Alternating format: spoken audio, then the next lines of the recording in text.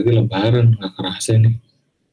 Tapi memang kuliah online saat bulan Ramadan ini tantangannya lebih besar ya, sangat amat lebih besar gitu, beneran ini. Apa namanya, lebih apa ya? Ya mungkin cobaan berpuasa. Nah, kita akan membahas beberapa pembahasan hari ini. Nah, pembahasan hari ini itu bisa jadi nanti untuk tugas, jadi diperhatikan baik-baik ya. Jadi tugasnya nanti akan tentang alkulturasi dan asimilasi ya. Tugas UASnya itu. Nanti tugasnya dikumpulkan sebelum UAS, lalu tugas UASnya kemungkinan kalian membuat video presentasi singkat dari tugas yang kalian buat, mungkin kayak gitu, dan dikumpulkan pada saat UAS nanti gitu ya. Ini nggak akan kerasa ujung-ujung UAS aja. Kuliah online ujung-ujung UAS aja. Nah, tapi jangan lupa ya, ini materinya lanjutan dari yang kemarin, tapi jangan lupa diklik lagi aja yang ada di LMS-nya ya. Oke, udah kelihatan belum?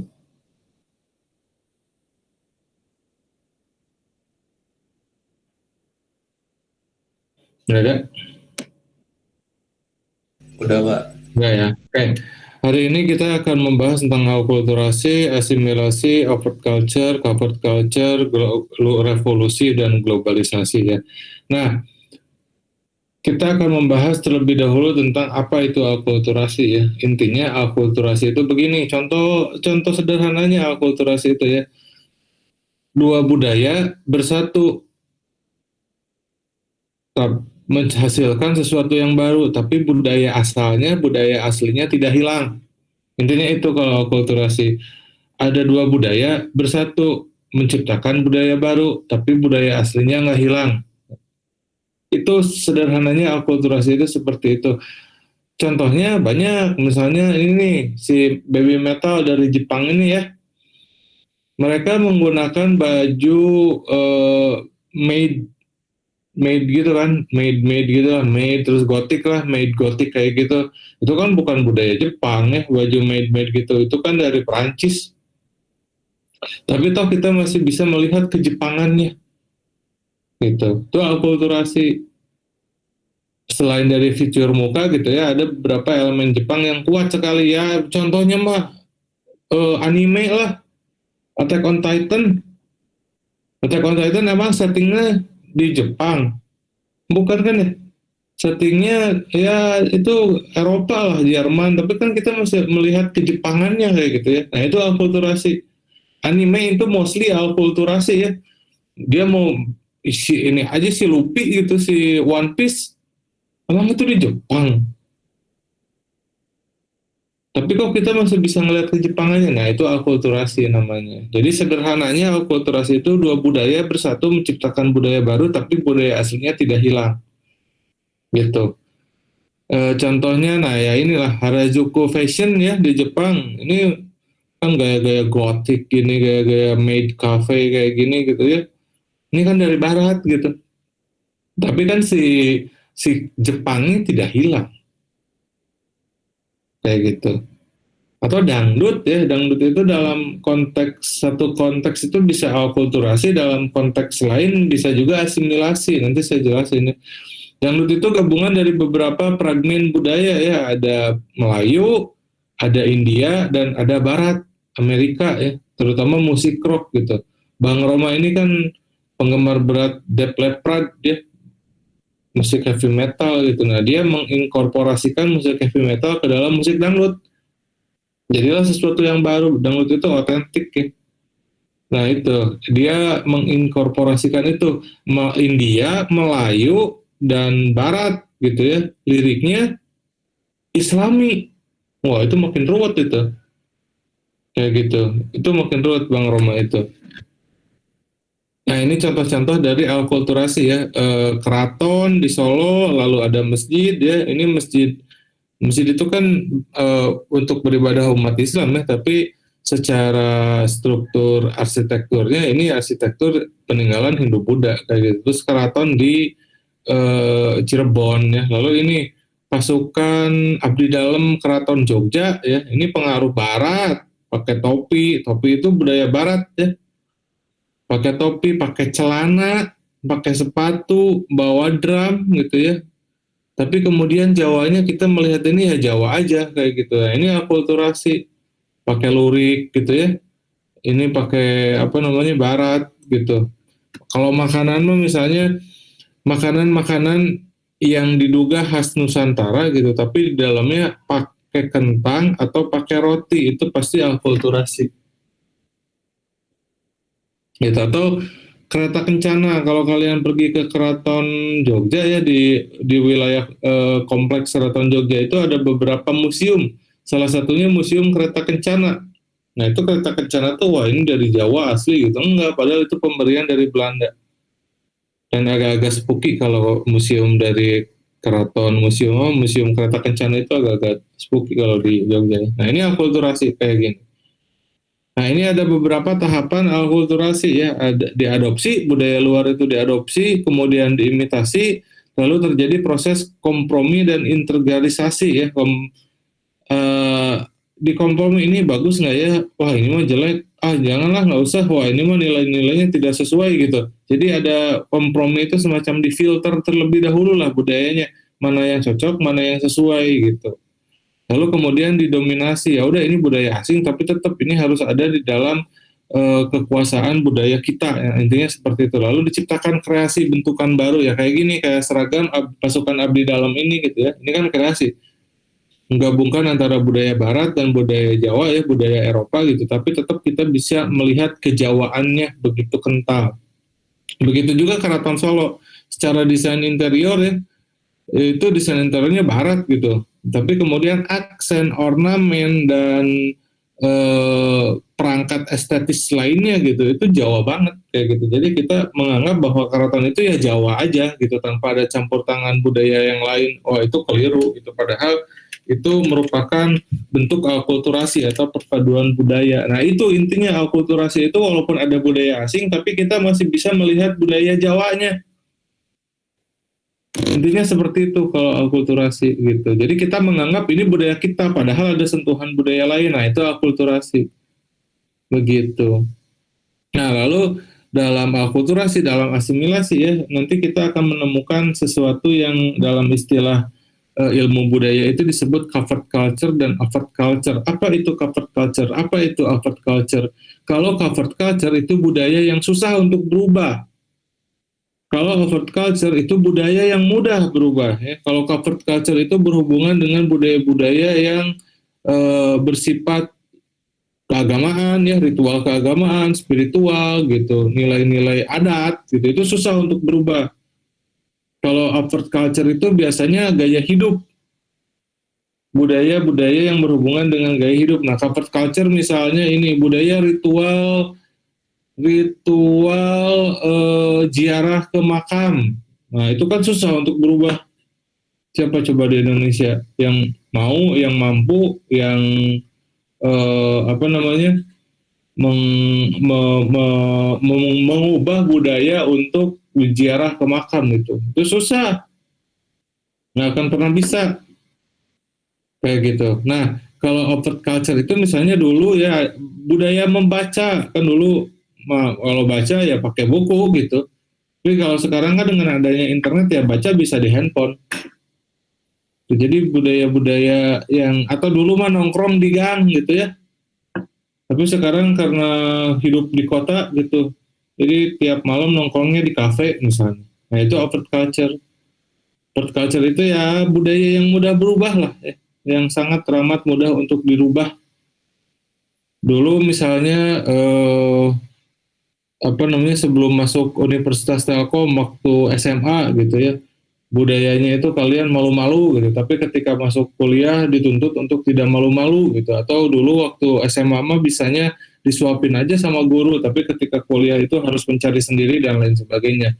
Nah itu overt culture itu sangat mudah untuk berubah budayanya. Ini biasanya yang berhubungan dengan gaya hidup lah. Kalau overt culture yang susah karena berhubungan dengan spiritualitas, dengan nilai-nilai adat, dengan nilai-nilai tradisi.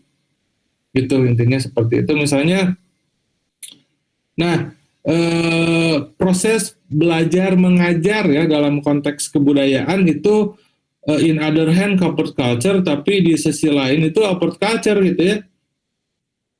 Tapi saya kira ya kayak gini aja lah. Ini sekarang kita lagi pandemi nih. Belajar itu kan biasanya di ruang kelas gitu ya budayanya. Tapi kemudian ketika pandemi dipaksa untuk daring kayak gini. Nah, berarti si mengajar ini belajar mengajar ini upward culture karena bisa berubah gitu. Tapi esensi dari mengajarnya itu upward culture, harus ada transfer ilmu yang diberikan oleh pengajar kepada mahasiswanya. Intinya seperti itulah kalau corporate culture sama upward culture. Nah, kemudian ada asimilasi, berbeda dengan akulturasi. Kalau asimilasi itu penggabungan dua budaya, menciptakan budaya baru, kedua budaya aslinya hilang, gitu. Jadi sama sekali tidak terlihat ini tuh dari sini, ini tuh dari sana, gitu. Karena kalau asimilasi itu budaya baru aja. Sederhananya seperti itu asimilasi. Apa contoh asimilasi? Ya tadi musik dangdut ya. Musik dangdut itu asimilasi. Ada Melayunya, ada apa Indianya, ada Baratnya.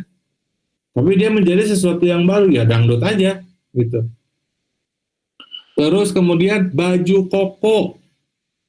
Baju koko itu asimilasi. Karena baju koko itu sebetulnya dulunya itu digunakan oleh orang Cina. Makanya disebutnya baju koko. Tapi sekarang baju koko ini melekat dengan orang Muslim. Ketika mau pergi Jumatan, ketika Lebaran ya, atau ada acara-acara agama lah, misalnya ada selamatan atau apa, pasti orang Muslim itu pakai baju koko. Nah, itu asimilasi karena ya dianggapnya itu bagian dari identitas orang Islam aja kayak gitu. Baju koko itu padahal itu dari Cina. Ditinggalkan sebetulnya itu baju koko nggak populer bagi orang-orang Cina, diadopsi oleh orang Islam gitu ya, tapi kemudian terjadi asimilasi yang mengakibatkan baju koko itu sangat teramat identik dengan orang Islam seperti itu. Atau budaya salim tangan, budaya suntangan. Oh itu budaya Indonesia. Bukan. Orang Indonesia itu kalau ketemu salaman gini. Seperti orang Asia Selatan pada umumnya. Gini aja, orang Sunda misalnya kalau ketemu salaman ya gini. Saling begini tapi tidak sama-sama menyentuh tangan. Ya kayak Thailand itu kan sawadikap gitu. Namaste ya gini. Nah, ada kemungkinan budaya saling tangan ini berasal dari Arab atau dari Barat. Kayak gitu. Dari Arab mungkin dari para penyebar agama Islam ya. Misalnya para wali itu kan dalam satu sisi para pemimpin tarekat ya. Tarekat itu semacam pesantren dan apa namanya para guru itu sangat dimuliakan gitu ya. Salah satunya itu dengan saling tangan itu. Kayak gitu. Dan contoh lainnya banyak lah selain dari apa tadi baju koko, musik dangdut, saling tangan, asimilasi itu banyak dan tanpa kita sadari itu ada di sekitar kita. Ada sangat ada di sekitar kita kayak gitu ya. Nah ini contoh-contoh lainnya ya. Ini apa sih yang disebut dengan asimilasi, akulturasi? Apakah cocok dengan beberapa kategori di sini kayak gitu ya? Misalnya ini para Scott Titan yang makan di warteg, apakah ini asimilasi atau akulturasi kayak gitu ya? Atau para wota, mereka ini jadi wota menggemari JKT48, apakah akulturasi atau asimilasi kayak gitu ya? Atau para tiktokers, atau orang yang suka nongkrong di Starbucks misalnya, atau orang yang doyan apa namanya kerja di kafe gitu ya? Atau Indomie itu apakah akulturasi atau asimilasi gitu kan ya? Kalau mie sendiri saya kira lebih ke asimilasi ya dalam beberapa konteks asimilasi, tapi dalam beberapa konteks pun akulturasi. Kalau mie Jawa misalnya ya, itu sebetulnya ada pengaruh barat karena ada beberapa bumbu itu yang berasalnya dari barat kayak gitu. Mie Aceh gitu ya pokoknya, tapi mie sendiri itu asalnya dari Cina. Untuk mie sendiri itu asalnya dari Cina ya, berarti ya akulturasi sih sebetulnya karena disebarkan oleh orang-orang Cina sebetulnya seperti itu. Nah, mie Indomie misalnya ya, mie Indomie ini adalah bentuk inovasi. Kan namanya juga mie instan. Nah dulu kalau mau bikin mie lama, Kalau mau bikin mie itu lama, tapi kemudian ada teknologi yang memungkinkan mie itu dibuat dalam jangka waktu yang singkat kayak gitu ya. Nah, itu namanya inovasi. Dan seperti yang tadi saya bilang, ada teknologi ya. Dan betul bahwa yang namanya inovasi itu selalu membutuhkan dorongan teknologi untuk menjadikan sesuatu itu mungkin terjadi kayak gitu. Ya ini kan berkat teknologi ya. Sini ini bisa dikeringkan, bisa menggunakan pengawet, bumbunya begini dan begitu ya. Lalu kita bisa memakan Indomie ini kapan saja. Nah itu berkat inovasi. Jadi inovasi ini adalah bagian dari kebudayaan. Sebuah budaya itu di dalam sebuah kebudayaan pasti terdapat berbagai macam inovasi. Kenapa? Karena seiring dengan perkembangan teknologi dan inovasi itu pasti akan terus-terusan terjadi ya. Nah, inovasi ini ada dua tahap khusus. Yang pertama itu discovery, lalu invention, nah baru ke inovasi. Gitu. Discovery itu penemuan, invention itu pengembangan lebih lanjut dari penemuan itu. Nah, inovasi itu ya semacam perkembangan selanjutnya lah, gitu ya. Misalnya gini, Alexander Graham Bell misalnya menemukan telepon ya, walaupun banyak apa yang namanya banyak yang menentang bahwa si Graham Bell ini menemukan telepon. Tapi kita dalam kuliah ini sepakati aja dulu si Graham Bell misalnya contohnya menemukan telepon. Nah lalu dia itu menemukan telepon itu, lalu ada invention bahwa telepon itu kan asalnya itu jaraknya pendek ya, misalnya dari rumah A ke rumah B yang jaraknya tidak lebih dari 500 meter misalnya ya. Lalu ada invention ya, ada penemuan kembali, ada mikrokabel dan lain sebagainya yang memungkinkan telepon itu jaraknya lebih jauh lagi, kayak gitu. Nah, dari telepon inilah terjadi inovasi handphone. Ini adalah bentuk inovasi dari telepon yang tradisional tadi, yang dari Graham Bell itu. Gitu. Jadi kalau inovasi itu dari discovery dulu, penemuan, lalu penemuan ini dikembangkan menjadi invention. Nah, invention ini kemudian diinovasi. Ya kayak handphone aja lah, handphone kan dulu Nokia gitu ya, lalu ada eh, BlackBerry, lalu BlackBerry sekarang diganti sama smartphone, entah nanti smartphone ini diganti sama apa, kayak gitu. Nah, dalam proses inovasi itu ada dua hal yang sering terjadi ya, biasanya inovasi itu tercipta tanpa sadar dan biasanya tercipta dengan sadar atau disengaja gitu ya. Tapi banyaknya yang namanya inovasi tercipta tanpa sadar. Misalnya brownies. Brownies itu kan asalnya kue coklat yang kematangan dalam tanda petik gosong, itu brownies itu kue coklat yang gosong, tapi kemudian pas dicobain enak. Nah, itu inovasi yang terjadi tanpa disengaja gitu. Lalu ada juga inovasi yang terjadi disengaja. Wah, ini banyak banget contohnya. Misalnya ketika corona ini kan ya, kita dituntut untuk cuci tangan pakai sabun gitu ya. Tapi kemudian kan cuci tangan pakai sabun, kerannya harus diputer. Itu tetap pakai tangan. Lalu muncullah inovasi yang pedal di bawah itu loh. Jadi ketika cuci tangan kita tidak perlu menyentuh keran. Nah, kayak gitulah, itu yang disengaja.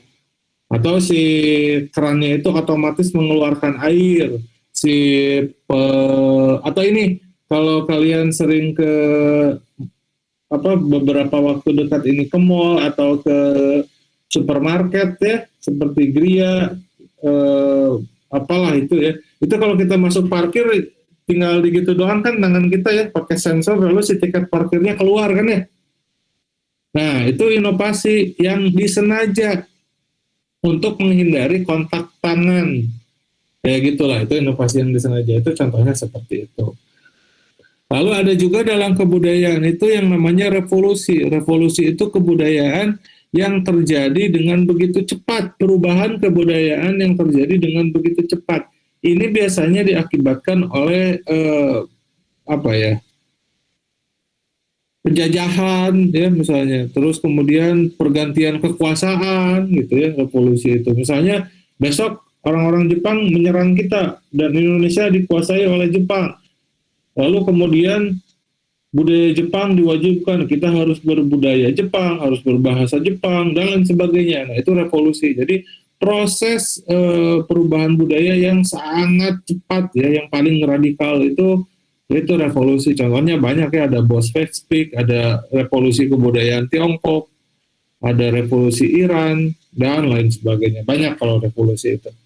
Itu ini penetration violence lah kalau dalam konteks budaya ya, revolusi itu. Nah, lalu ada globalisasi. Dalam globalisasi ini ada masalah tapi juga ada kesempatan ya.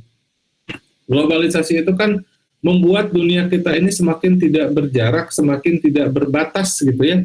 Kita bisa menengok kebudayaan lain dengan satu sentuhan tangan ya. Lihat aja misalnya orang Korea itu hidupnya kayak gimana ya. Ya lihat aja di YouTube. Banyak orang Korea yang jadi YouTuber, kita lihat aja keseharian mereka gitu. Orang Jepang itu, anak kuliahan Jepang biasanya kayak gimana ya? Sehari-harinya ya tinggal dilihat. Orang Amerika kayak gimana ya? Nah itu. Jadi yang namanya globalisasi itu menghancurkan batasan antar kultur sebetulnya, Mak ya. Orang Jepang pun sebaliknya pengen tahu orang Indonesia kayak gimana gitu. Ya tinggal lihat aja di YouTube. Pengen tahu nih sebetulnya apa sih orang Muslim itu seperti apa sih gitu ya, ya tinggal lihat aja di YouTube banyak gitu. Jadi itu adalah apa ya, salah satu keunggulan dari globalisasi ya. Jadi kita bisa lebih apa sebetulnya bisa mempelajari berbagai macam hal yang berlainan dengan budaya kita gitu. Tapi globalisasi bukan tanpa masalah ya, masalahnya banyak globalisasi ini. Ruwet ya, adanya nilai-nilai yang hilang gitu ya, terlalu simplifikasi gitu ya, banyak konten yang tidak tidak mengedukasi dan lain sebagainya lah banyak gitu ya. Tapi juga globalisasi bisa menjadi kesempatan untuk budaya kita unjuk diri. Nah ini bentuk alkulturasi nih ini nih. Nasi uduk McD gitu ya. Ya McD-nya tetap aja barat gitu kan ya. Tapi nasi uduk dan nasi uduk McD yang akan seenak nasi uduk di pinggir jalan. Beda tangan gitu ya. Rendang pun sama gitu ya. Tapi ini bentuk alkulturasi. Nah, globalisasi memungkinkan budaya kita untuk dikonsumsi oleh orang lain secara masif dalam tempo yang singkat itu sangat mungkin gitu. Nah, tapi misalnya kayak Korea ya, Korea Selatan itu dengan K-pop, K-dramanya itu kan berhasil membangun identitas bangsa. Nah, itu salah satunya melalui ya ini globalisasi ini melalui media gitu ya. Mereka berhasil membangun identitas bangsa yang melalui itu gitu. Ini tinggal kalian baca aja ya. Intinya kayak gini misalnya eh, satu kata untuk Korea Selatan misalnya ya. Pasti bahkan banyak yang ngomong K-pop, K-drama, BTS, Blackpink misalnya gitu ya. Nah itu berarti BTS, Blackpink itu menjadi salah satu identitas bangsa. Atau satu kata untuk India misalnya, Bollywood, satu kata untuk Jepang, anime misalnya. Nah, satu kata untuk Indonesia, gak susah. Apa gitu ya. Babi ngepet misalnya, aduh. Karena kemarin lagi ramai kasus babi ngepet di Depok, Sawangan ya, kalau ada yang baca berita. Itu orang lain udah mau pindah ke planet Mars, ini masih ngurusin babi ngepet. Itu konyol itu. Itu di Sawangan, di Depok kayak gitu ya. Jadi ya susah karena Indonesia itu terlalu multicultural sekali gitu ya, sehingga susah untuk mendefinisikannya. Nah, sebetulnya mah ini menjadi modal yang kuat, tapi ya itu butuh sinergi antara pemerintah dan rakyatnya gitu. Kayak Korea Selatan itu kan industri kreatifnya ya, kayak K-pop, K-drama dan sebagainya itu mereka berkembang pesat karena 100% disupport oleh pemerintah. Di Indonesia susah gitu ya. Misalnya gini, kalian punya studio animasi, kalian produksi film animasi tentang Indonesia gitu ya. Nah itu kalian jualnya pun mau kemana pun susah gitu. Karena televisi swasta di Indonesia itu tidak mau gitu memutar film kalian karena ongkosnya mahal dan sebagainya. Mereka lebih mau memutar film yang dari Jepang aja gitu karena ongkosnya lebih murah dan orang-orang sudah tahu dan pasti laku gitu. kalau ngambil animasi lokal misalnya itu kayak gambling gitu, aduh ini laku nggak ya nanti di pasarnya kayak gimana. Nah, pemerintah tidak punya kuasa untuk menekan stasiun televisi untuk menampilkan film kalian gitu. Nah, kalau di Korea itu wajib, TV swasta itu wajib untuk menampilkan karya-karya anak bangsa, itu wajib kayak gitu. Jadi mereka berkembang sangat teramat pesatnya itu karena didukung juga oleh pemerintah yang begitu support untuk perkembangan budaya terkininya gitu ya. Jadi kalau kita ngomongin Indonesia budayanya apa sih? Ya batik lagi gitu ya, Majapahit lagi gitu kan. Jogja lagi, keraton lagi gitu. Selalu kita melihat ke belakang gitu ya. Karena ternyata apa yang kita punya itu semuanya nyaris ada di masa lalu. Nah, kita tidak bisa memperlihatkan apa yang kita punya hari ini. Nah, itu sangat menyedihkan sebetulnya. Sangat menyedihkan sekali. Sebagai bangsa yang besar, ternyata kita hari ini tidak punya apa-apa, nyaris tidak punya apa-apa untuk dibanggakan kepada dunia gitu. Kita selalu Majapahit, Borobudur lagi, Prambanan lagi gitu ya. Dan sekarang kapan gitu? Gitu guys. Nah, itu untuk pertemuan hari ini. Silakan kalau ada yang mau ditanyain terlebih dahulu. Kalau ada yang mau nanya langsung, kalau ada yang mau nanya di kolom komentar juga silakan.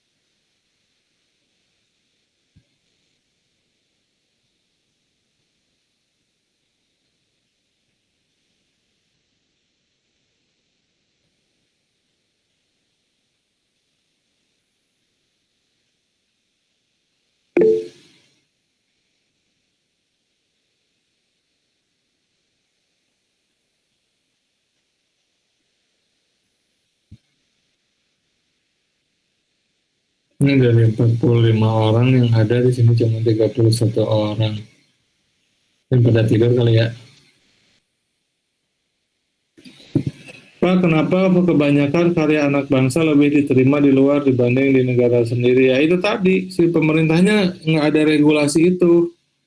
Nggak ada regulasi yang mengharuskan ya misalnya stasiun televisi atau apapun itu untuk menerima karya anak bangsa sendiri gitu. Nggak ada regulasi itu gitu.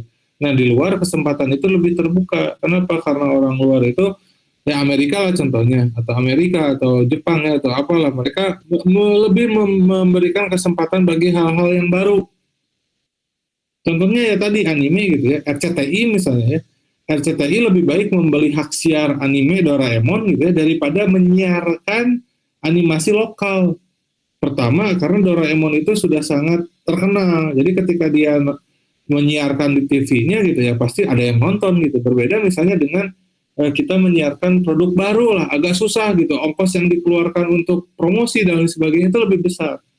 Gitu. Tapi kemarin-kemarin saya lihat ya ada film Nusa lah, terus ada Adit dan Sopo Jarwo lah atau apa gitu ya. Tapi ya itu secara kuantitas gitu masih sangat sedikit gitu. Masih laku Ipin Upin gitu kan. Nah, itu menyedihkan itu. Padahal kita itu banyak animator gitu ya, banyak lah di kita itu. Cuman ya itu, si stasiun televisi mikirnya cuan. Cuan dan cuan.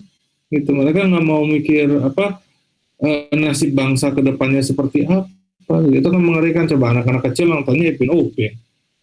Kenapa bukan nonton Timun Mas gitu ya, legenda apa yang lebih related kepada kita, yang lebih memiliki nilai-nilai yang sesuai dengan bangsa kita gitu.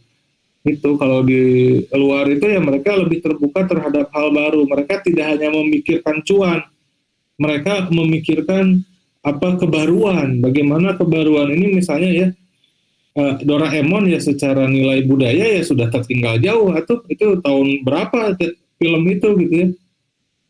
Beda dengan nilai-nilai yang ada saat ini, hari ini. Nah, Barat itu, mereka merefleksikan sebuah produk budaya itu bukan hanya bernilai cuan, tapi juga bernilai memiliki nutrisi bagaimana secara mental, secara intelijen itu memuat perubahan-perubahan yang terjadi di dunia itu sih. Ya sayang memang di Indonesia.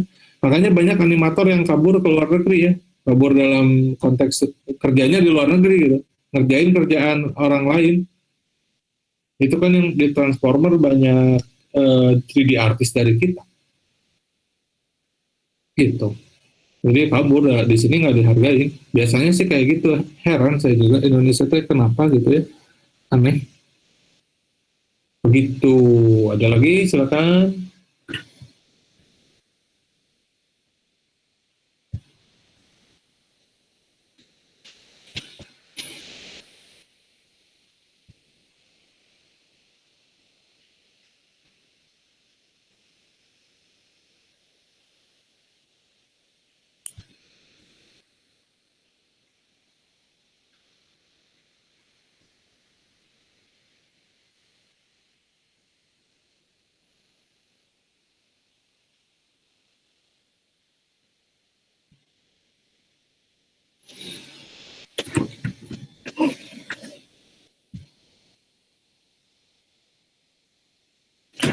Oh ya, jadi nanti di pertemuan ke 12, 13, 14 ya, nanti kalian saya minta untuk berdiskusi satu sama lain. Jadi nanti ambil sebuah tema budaya lalu diskusikan gitu. Diskusinya ya perorangan aja gitu, ngobrol aja ngobrol gitu, ngobrol tentang fenomena budaya terkini gitu. Nah, kemungkinan nanti tugasnya saya berikan di pertemuan ke-11 atau 12 ya. Nanti dikumpulkan pertemuan sebelum UAS lah. Atau di pertemuan ke-11, jadi ada waktu 1, 2, 3. Dan UASnya itu adalah bikin video tentang itu, papernya. Ya mungkin antara minggu depan atau ke-11 lah saya berikan tugasnya. Ya.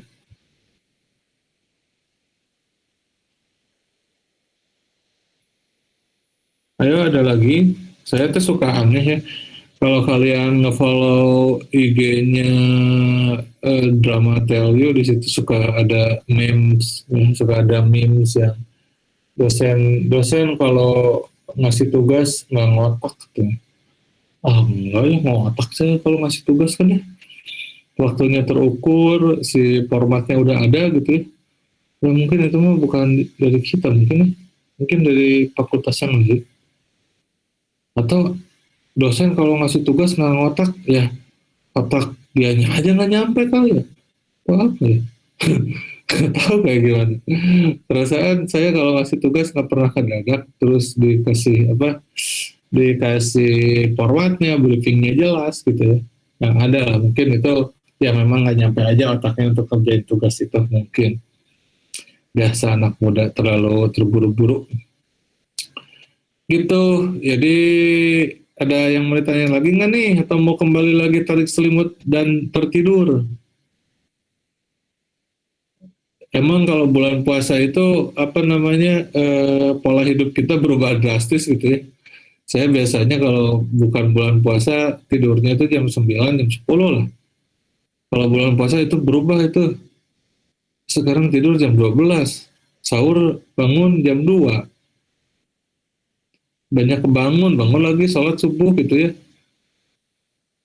Kalau nggak ada kelas setengah 8 mah saya jadi bangunnya jam 9 guys. Gila, bener loh. Tapi bulan puasa itu memang bener ya, tidur itu paling nikmat di bulan Ramadan ya. Itu kok mantap gitu tidur tuh. Apalagi pas habis sahur gitu ya. Saya mah sahurnya jam 2 guys. Kalau mepet ke subuh tuh suka riuh gitu. Jadi jam 2 aja lah. Gitu. Ini mungkin ada yang saya ngomong dari tadi teh sambil rebahan gitu ya. Kayak didomengin gitu, nggak apa-apa lah. Nggak apa-apa lah, terserah itu. Oke, nggak ada ini, nggak ada yang mau ditanya. Kalau tidak ada, saya rasa cukup pertemuan hari ini. Minggu depan itu kita akan membahas tentang kebinekaan ya. Dan minggu depan itu ada kuis, jadi ya tinggal dikerjain aja lah, kuis mah gampang. Oke, tidak ada. Oke, kalau tidak ada mah saya rasa cukup ya, karena memang materinya segitu. Jadi silakan dipelajari tentang akulturasi asimilasi, karena nanti tugasnya kemungkinan besar akan tentang itu ya. Oke, itu saja teman-teman semuanya ya. Saya harap kita semoga selalu sehat selalu ya, dan pandemi ini semoga cepat berakhir, karena si ketua Sunda Empire udah dibebasin nih dari penjara nih. Apakah tatanan dunia akan kembali normal gitu?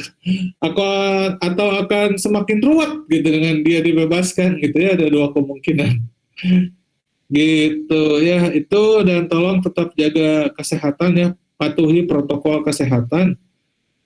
Ada yang udah divaksin belum di sini? Belum ya, saya nanti tanggal 8 vaksin kedua. Nah, ternyata orang-orang itu setelah divaksin, secara psikologis mereka menganggap bahwa mereka menjadi kebal terhadap COVID, sehingga banyak yang sudah divaksin itu terkena COVID karena mereka jadi jorok, nggak pakai masker lah, jadi main kemana-mana gitu, enggak gitu ya. Vaksin itu membantu untuk meningkatkan itu pertahanan tubuh sebetulnya mah. Jadi tolong yang udah divaksin dan tetap aja patuhi protokol kesehatan ya, pakai masker, cuci tangan. Kalau nggak penting jangan berkerumun lah gitu. Kalau mau nongkrong ya di tempat sepi aja gitu ya. Kalau mau jalan-jalan ya subuh-subuh aja itu biar kosong. Kayak gitu aja. Saya mah kalau lari pagi misalnya ya pagi-pagi banget jam setengah 6 atau jam 5 gitu. Jadi kosong aja jalan. Gitulah intinya mah, tolong tetap jaga kesehatan gitu ya, sampai nanti kita ketemu di kampus atau kapan, udah makin stres. Itu sajalah pokoknya mas, semoga yang berpuasa hari ini puasanya menjadi berkah ya, dan semoga cepat-cepat mendapat THR. Itu saja dari saya teman-teman, selamat pagi, selamat beraktivitas kembali, kita ketemu minggu depan. Assalamualaikum, salam sejahtera, Om Swastiwastu, bye bye. Terima kasih Pak. Oke, oke, oke.